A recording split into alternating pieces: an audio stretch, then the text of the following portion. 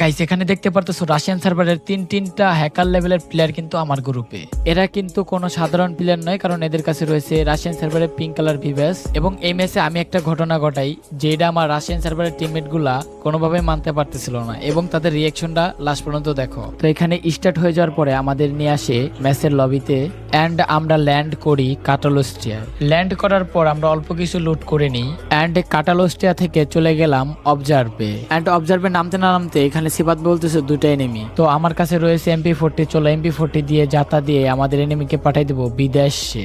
Last মুহূর্তের ঘটনার জন্য আমি এবং আমার টিমমেট কোনোভাবেই প্রস্তুত ছিল না, অ্যান্ড এখানে কিন্তু আমি উপরে একটা প্লেয়ারকে ড্যামেজ দিয়ে দেয় এবং এটাকে কিন্তু MP40 দিয়ে ডাউন করে দেই। এটাকে মেরে ফিনিশ দেওয়ার পরে আর মাত্র দুইটা এনিমি অ্যালাইভ ছিল। জাস্ট ভিডিওটা লাস্ট পর্যন্ত দেখো। মিস গাইস, মিস হয়ে গেছে।